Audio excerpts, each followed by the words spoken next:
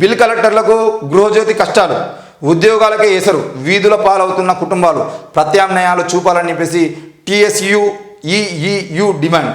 మొత్తానికైతే బిల్ కలెక్టర్లు ఎవరైతే ఉన్నారో ఇప్పుడు 200 యూనిట్ల ఫ్రీ కరెంట్ వచ్చింది కాబట్టి 200 యూనిట్ల ఫ్రీ కరెంట్ వచ్చిన తర్వాత ఆ 200 యూనిట్ల ఫ్రీ కరెంట్ సంబంధించిన విషయంలో బిల్ కలెక్టర్లు ఈ ఊరూరుగు గ్రామాల్లో అయితే దాదాపుగా పల్లెటూర్లు కానీ చిన్న చిన్న గ్రామాలు కానీ తండాలు కానీ కాలనీలు కానీ ఏమైనా ఉండేది ఆ కాలనీలో పోవాల్సిన అవసరం లేదు. ఇక ఎందుకంటే అక్కడ నళ్ళందరూ కూడా 200 యూనిట్లు ఉపయోగించుకునే పరిస్థితి ఉండదు.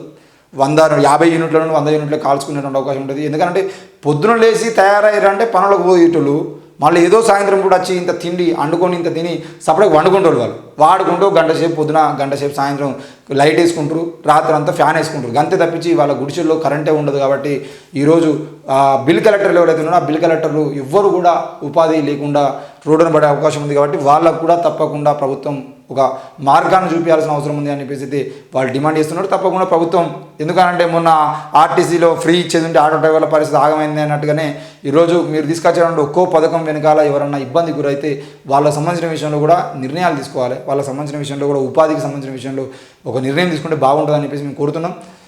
కాసులుంటే చాలు, అధికారంలో ఎవరున్నా ఓకే, వాటాలు వెళ్తే అక్రమాలకు అడ్డే లేదు, విలువైన భూములు కైవసం, కబ్జాలకు గురైన ప్రభుత్వ భూములపై ఫిర్యాదులు, స్పందన కరువు, భూములను కాపాడుతామన్న మాటలు నీటి మూటలైన అధికార పార్టీ నేతలకే అంతుచిక్కని ప్రశ్న.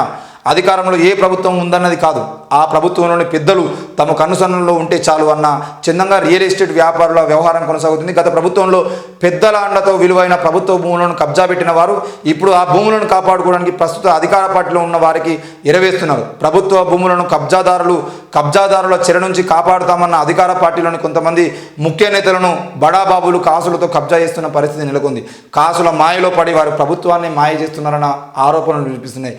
తెలంగాణ రాష్ట్రంలో ఉన్నటువంటి ప్రభుత్వ భూములు 10 ఏళ్ల కాలం క్రితం ఉమ్మడి ఆంధ్రప్రదేశ్లో ఉన్నటువంటి లెక్కల ప్రకారంగా ప్రభుత్వ భూములు ఎన్ని వేల హెక్టార్లలో ప్రభుత్వ భూములు ఉన్నాయి, ఈరోజు ఎన్ని భూములు కబ్జా అయినాయి, ఎన్ని భూములలో ఈరోజు కబ్జాదారులు రియల్ ఎస్టేట్ దందాలు చేస్తున్న విషయాన్ని మీరు ఒక్కసారి మొన్న మణికొండలో 4-5 ఇళ్ళు కూడా కొట్టారు, అవి ప్రభుత్వ భూములు అని చెప్పేసి అక్రమంగా కట్టిరని చెప్పేసి. మరి 4-5 ఇళ్ళు మణికొండలనే ఉన్నాయా? రాష్ట్ర వ్యాప్తంగా ఎన్ని వేల ఎకరాల భూములు ఈరోజు కబ్జాలకు గురైనా కూడా చెప్పాల్సిన అవసరం ఉంది, లెక్కలు తీయాల్సిన అవసరం ఉంది. ఆ కబ్జాలు చేసిన ప్రభుత్వ భూమిని మొత్తాన్ని కూడా ఈరోజు వెనక్కి తీసుకోవాల్సిన అవసరం ఉంది. భువనగిరి గుట్ట మొత్తం పోయింది. ఆ భువనగిరి గుట్ట ఈరోజు భువనగిరి సోషల్ వెల్ఫేర్ స్కూల్ వెనకాల ఉన్నటువంటి గుట్ట మొత్తం మాయమైపోయింది. ఆ గుట్ట ఎవరిది?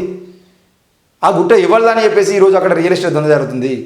దాని మీద ఒకరిద్దరు యూట్యూబర్లు ఆనాడు గొడవ చేసిరు, ఏంది కబ్జాలు గురవుతుంది, మొత్తం గుట్ట మొత్తం నాశనం చేస్తున్నారని చెప్పేసి 2-3 రోజుల పాటు వార్తలు వైరల్ చేసిన తర్వాత మళ్ళీ 2వ రోజు నాడు సైలెంట్. ఎందుకు సైలెంట్ అంటే ఆ వార్తల రాష్ట్రాలందరినీ కూడా ఆ రియల్ ఎస్టేట్ వ్యాపారం కలిసిరు, ముచ్చబెట్టిరు, అయిపోయింది. ఛాయ్ తాగిరు తిరగలిసి. ఇక ఛాయ్ తాగిన తర్వాత ఏం జరుగుతుందో మనం ఆలోచించుకోవాల్సిన అవసరం ఉంది. అట్లా రాష్ట్రంలో ఎన్ని వేల ఎకరాల భూముల్ని ఈరోజు కబ్జా చేసిర్రు. ఆ కబ్జా చేసిన భూముల్ని ప్రభుత్వం దమ్ముంటే వెనక్కి తీసుకురాగలుగుతుందా? ఈరోజు భువనగిరి జిల్లా యాదాద్రి టెంపుల్ పేరుతో అక్కడ అంత పెద్ద ఎత్తున ఈరోజు టెంపుల్ కట్టారు కదా, ఆ టెంపుల్ కింద ఉన్నటువంటి ప్రభుత్వ భూములన్నింటినీ కబ్జా చేసింది ప్రభుత్వం. ఆ బీఆర్ఎస్ నాయకులు కూడా కబ్జా చేసి ఈరోజు పెద్ద హోటల్ కడుతున్నారు. ఆ హోటళ్ళ భూములన్నీ ఎవరిచ్చారు? ఎక్కడ నుండి తీసుకున్నారు?